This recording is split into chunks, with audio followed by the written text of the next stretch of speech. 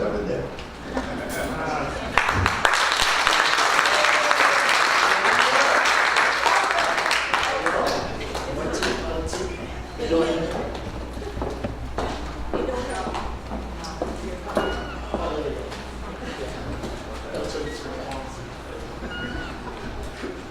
Hallelujah. Good morning, everyone. Good morning. How are we all doing? Great. Amen. I hope you're blessed. I'll make sure the phone is off so if anybody calls, you know it's Jesus. Amen. I'm just honored and privileged to be with you this morning. And I was excited when Pastor asked me because we are coming to the end of the year and we're coming to a moment of transition again. I don't know what happened to 2018, I'll be honest with you. You know, I kind of blinked and when I opened my eyes again, it was December 1st. And now the year is just about done. But what I do know though is that God has been good. Amen. We're here. Right? Some of us a few months ago, it may not have seemed like some of us are stumbling into the coming year, but we made it and we're here and we're thankful for that. And it's with that in mind that I'm hoping that maybe the Lord can enable us this morning. Maybe to reflect a little bit on the good things that He has done. But beyond that, to begin to cast vision as to what is to come. I've noticed that there are a lot of people in life that life just sort of kind of happens to them. I don't know if you're that type of person or maybe somebody you know. That they're not walking toward any particular vision in life. They just kind of wait to see what happens. Amen. And I'll tell you that our enemy knows how to blindside. He knows how to pretty much keep the poop out of you. If you don't know where you're going, who you are, and what to do, you know, if the Lord is not putting you on a very specific path, the enemy can just come in with all kinds of things. A lot of energy will be expended. You find yourself exhausted. But when you look at the quality of what you've actually done, have you ever been exhausted from not doing a whole lot? Right? I mean, when you look at the outcome, it doesn't seem like much, but you just still train. It's like, goodness. You know, that's what the enemy wants to do. I've shared this before. But the way that lions hunt, the Bible says that your enemy is like a roaring lion who is roaming about seeking whom he may devour. And the reason why the enemy seeks whom he may devour is because he cannot devour everyone. There's some people he can't touch. So lions, when they hunt, that's where I come from. In fact, 20 minutes away from where I lived when I was in the ministry was in the southeast section of Zimbabwe, a place called Chivandire. And close to Chivandire is a wildlife habitat called Gonarajou. It's probably one of the largest tracts of land on the planet right now, where you will find all the big game in their natural habitat. It's not a zoo. Amen. This is just miles and miles and miles and miles and tens of square miles of land where you find elephant, you find hippo, you find lions. And one thing that you observe about a lion hunt is that a lion will not attack until you're tired. What lions do is that they see a herd of wildebeest. They say grace. For what we want to receive, may the Lord make us truly thankful. Because somebody in the midst of that is going to end up as a lunch. And depending on the side, might be like a light snack. But then here's what happens. One lion stands here, another group of lions are on the other side. And they rush the herd. But the lions will only run for maybe 10, 20 feet, that's all. Rush them and then stop and rest. The herd runs for 100, 200 yards. Panic running. The other lion on the other side rush them back. They only run 10, 20 feet, 1, 2 feet. Kind of like how the enemy does with all of us. You sprint for half a mile. Right? And the whole time they're observing the herd, what are they looking for? They're looking for that wildebeest that breaks stride with the herd and gets isolated. They're looking at that one with a slight limp, maybe.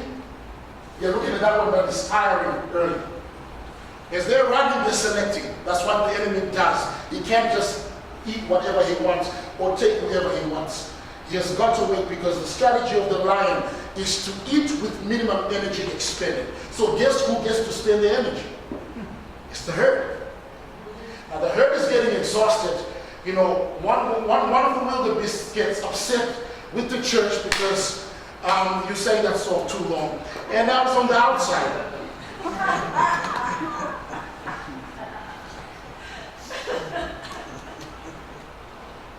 God is good, amen. So he's now on the outside of the herd, coping a bit of an attitude. I don't know what you go to church today. I'm not really sure. I mean, blah, blah, blah, blah, blah. You're coming outside the herd and watch. The strength of the pack, the strength of the herd is this, is that if the wildebeest just stand strong and stand together, there's not a thing that a lion can do. Have you ever guys ever watched this? If you like animal, hunting, there's a herd of buffalo where I think one of them has been caught by a lion. And they just coalesced into one major giant herd and they each forward toward the lions. And as they did, the lions began to, of course, one of the lions ended up being on the other side of the treatment that he usually dishes out.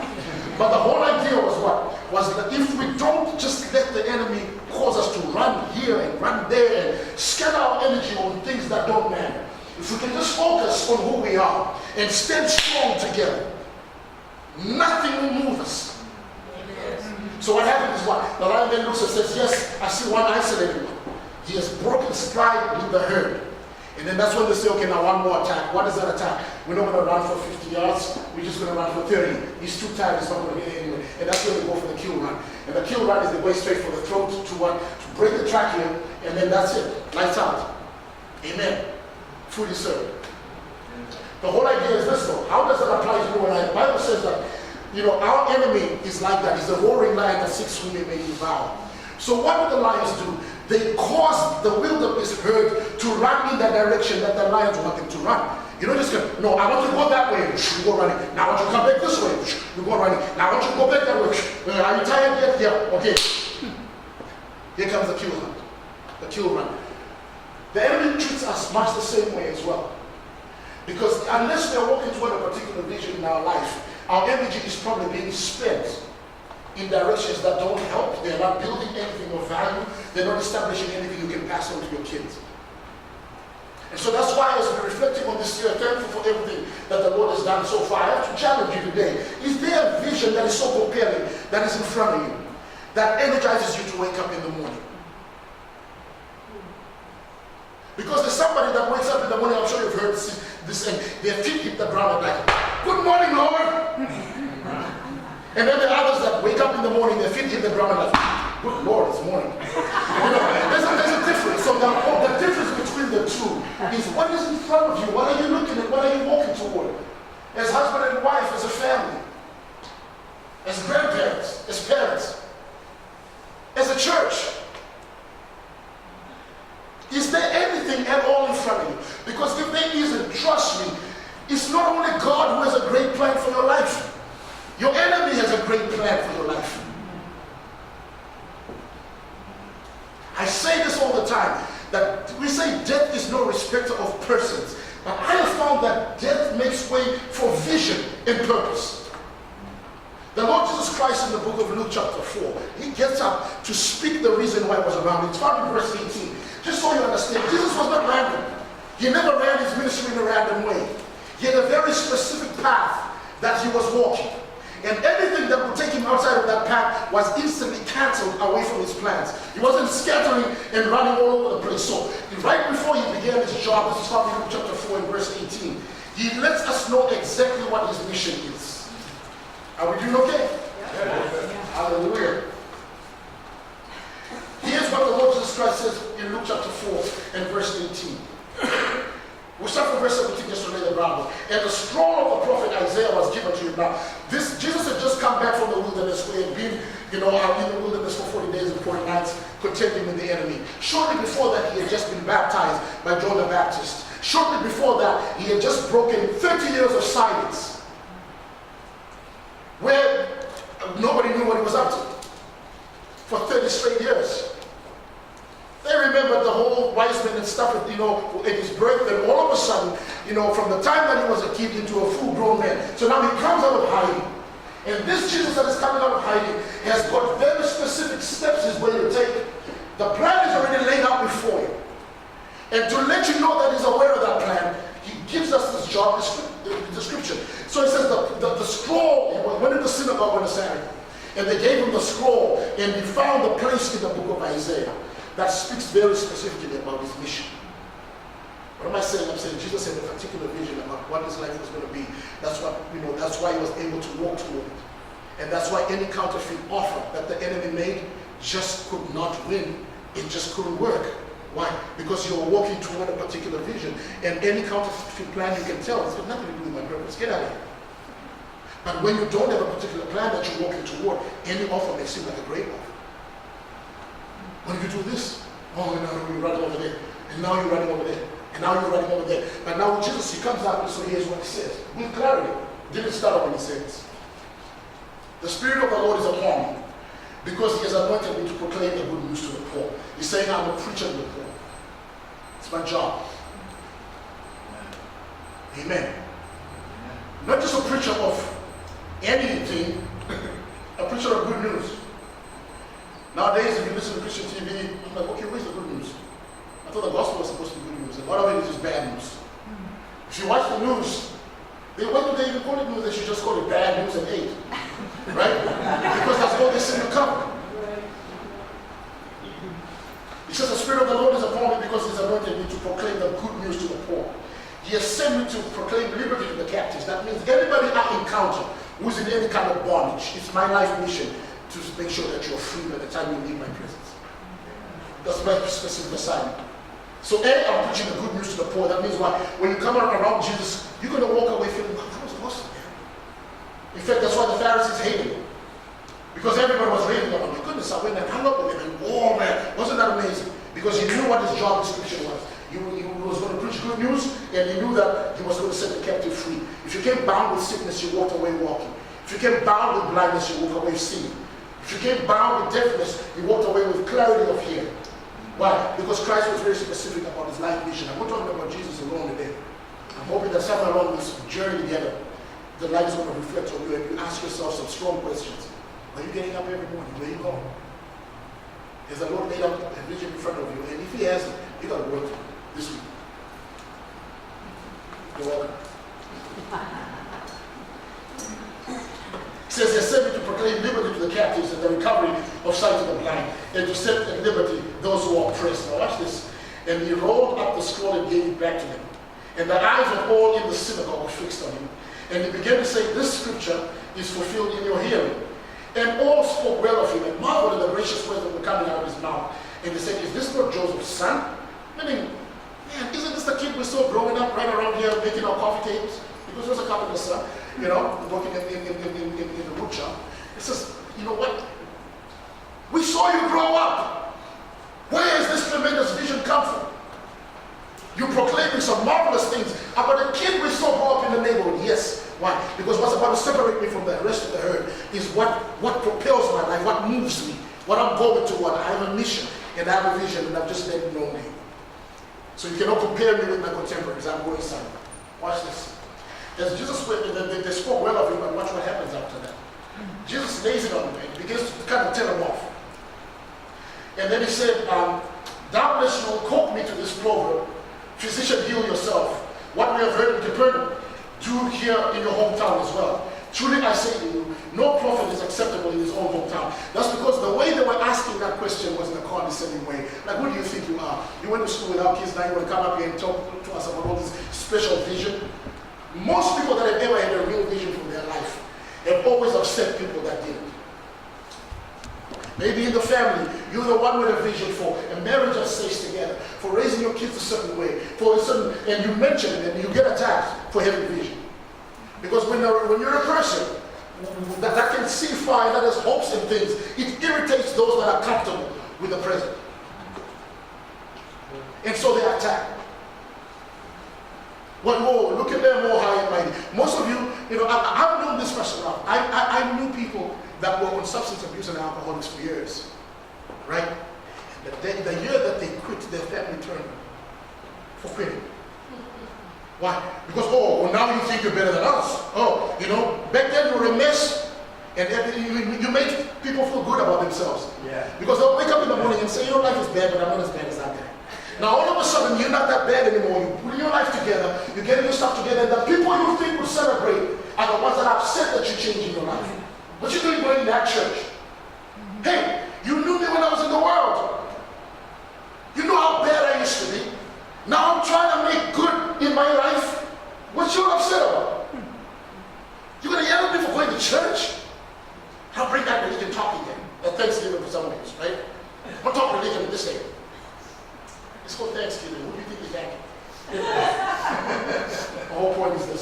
The minute that you begin to cultivate vision and begin to understand that somebody's going to be happy, but also somebody's going to be upset. Right? Want to lose that weight? Yeah, right. We've heard that 1,000 times. Yeah, I'll say it 1,001 times. You want to lose that weight. Why? That's the vision I have for my life. Going back to school. You're going back to school at this age? Yeah. Anytime that you have a vision for your life, it will rub somebody the wrong way because it reminds them that they're going to change it. Nobody wants to be showing up. Back in the days where you used to puff and pass, now they want to pass to you and you say, no, I'm good. Oh, now you think you're better than us. No, actually, I don't. I'm just trying to make my life better. What? The people that have a vision for their life will always rub the wrong way the people that don't. Christ is aware of that. Now check this out. What is the stage? Talking about vision this morning, in case you haven't figured it out. So here's what he says. Doubtless you will quote me in this proverb, physician, heal yourself. Truly I say to you, no prophet is acceptable in his own hometown. But in truth, I tell you this, that there were many widows in Israel in the days of Elijah, when the heavens were shut up for 3 years and 6 months, and a great famine came over the land. And Elijah was sent to none of them, but only to Zarephath in the land of Sidon, to a woman who was a widow. And there were many lepers in Israel at the time of the prophet Elisha. None of them were cleansed, but only Naaman. When they heard these, all in the synagogue were filled with anger. Wait a minute. One moment you're marveling at the gracious words that are coming out of my mouth. Now because I've kind of called you out and you start to be mad and upset. Yeah. So what did they do? They got so mad at him, right, that literally they were going to kill him. He says, and they rose up and drove him up the town and brought him to a brow of a hill, literally to a cliff's edge, on which their town was built, so that they would throw him down the cliff. But passing through their midst, he went his way. Now, this is what I'm here to talk about. Christ had just mentioned that this is my life mission. I'm going to preach the gospel to the poor. Members of his hometown says, you know, what good is it to come out of Canterbury? Come on, man. Oh, yeah, you're going to go ahead and do what? You're from Oregon. That's what people might say, right? So now, after mentioning all this, is then he begins to call them out. He says, you know what? A prophet is not without honor except in his own hometown. When they heard this, they were so livid and so upset that they brought Jesus to the edge of a mountain so that they might throw him down. But here's what happens. Here's why you need a vision. As long as your vision is alive, there's certain things the enemy cannot touch until your vision is fulfilled. The Bible says, walking through them, he went his way. Why? I'm not going to die today. Why? I just told you I've got work to do. What you think you're attacking me now is going to come. I told you the vision that I have for my life. It hasn't been made yet. I'm not checking out yet. Well, we're going to throw somebody. You jump down the cliff yourself if you want to see, somebody flying. It's not going to be me. Why? Driven by vision, he walked right through them because his vision was still alive. I'm here to challenge you. John Marie, all my friends and my neighbors. What compelling vision have you set before the Lord between you and him? For your family, for you as an individual. Because that's the thing that's going to give you 1 more year. That's the thing that's going to give you 5 more years, 10 more years. Because death is no respect to our persons, but death sure respects the vision and the purpose. Are we okay? Yeah.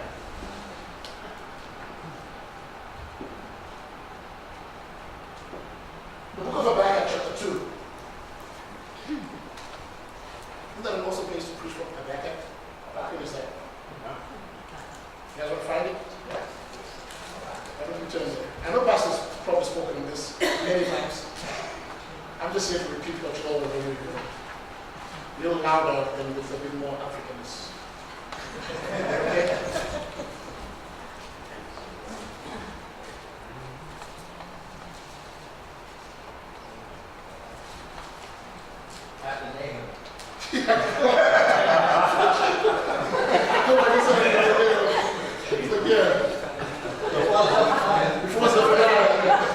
Before Haggai and Zechariah. It's like the preacher is the one fighting. I know, right? They should be preaching, I should be there. I should be the one sitting and taking notes. Now watch this. Here's something that happens. In this particular instance, just to give you some background. So Habakkuk and Zechariah and Haggai, those guys were prophets that were raised by God to prophesy to Israel, particularly to the kingdom of the Jews, right at the time when they've been discouraged. They've come back from captivity. They've tried to start building the house of God. Their neighbors have come against them with such a force that they laid down their tools and just were chill. And so now there was, the nation was just in a place of apostasy. A man of God is called trying to raise up a people that love God in a place where people are just apathetic, just wouldn't care less. So now here's what happens is that the prophet approaches the Lord, and the Lord is about to encourage him. He wants to encourage him. And this is what we find in Habakkuk chapter 2. He says, I will take my stand at my watchpost and station myself on the tower to look out to see what he will say to me and what I answer concerning my complaint. Now we've been moaning about, the people are doing this, and Lord, look at what's happening in the nation, etc. But here's how he responds. He says, I'm going to set myself up upon my watch. I will go to an elevated place. In other translations say, I'll set myself on the rampart. It's just an elevated watch post. Which is kind of weird, because he says, because I want to see what he will say to me. He didn't say I want to hear it. He said, I want to see it.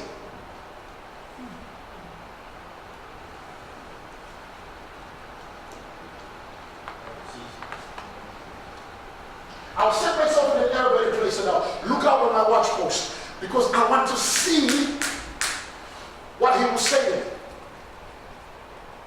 Because the power of this particular prophet, you're going to find out what he says hereafter, is if he could create a vision or a visual from that which God has said.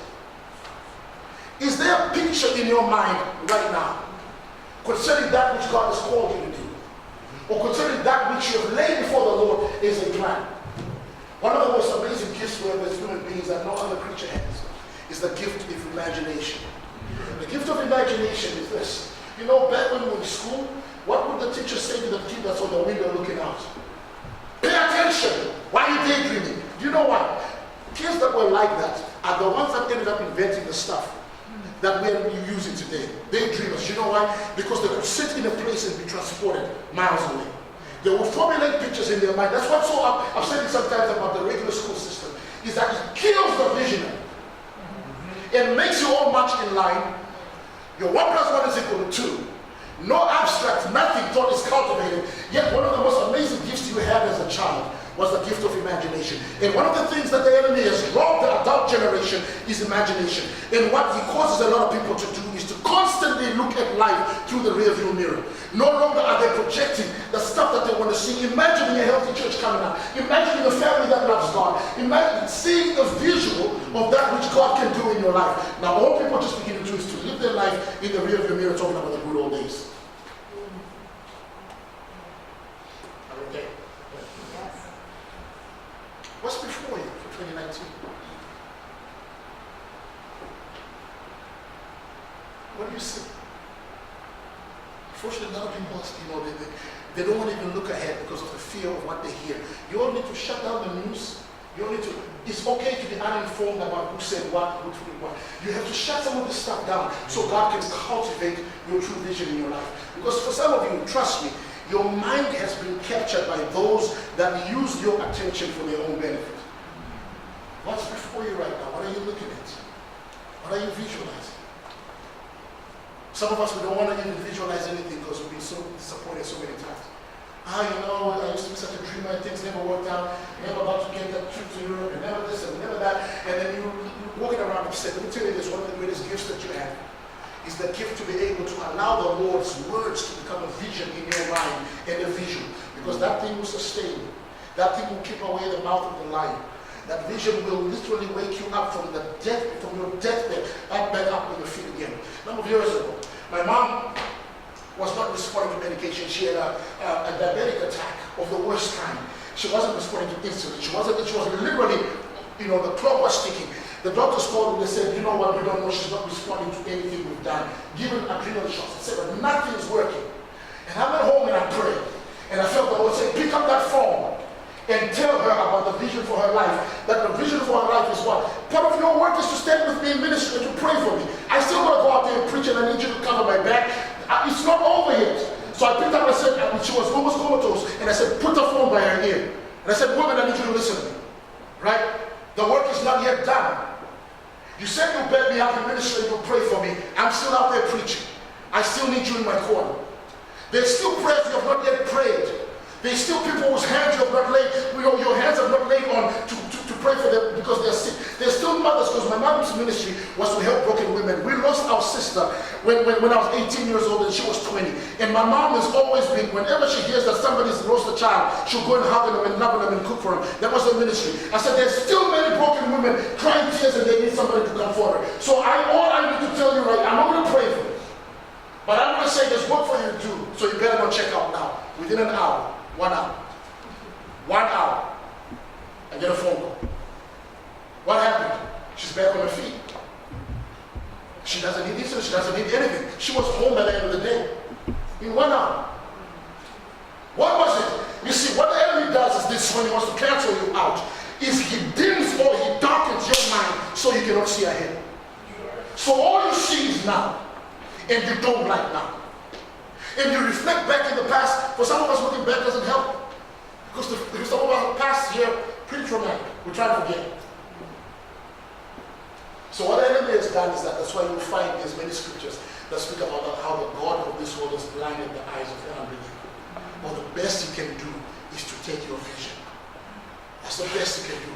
One of the reasons why Christ's ministry was centered on healing of blinded eyes. The one miracle, I've preached that here before, the one miracle that Christ performed more than any other miracle was the opening of blinded eyes. Yeah.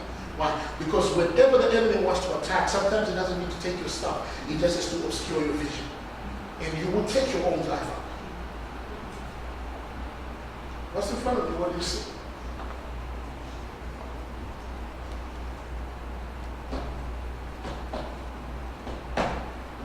For some of us, we just look at what people have not done for us.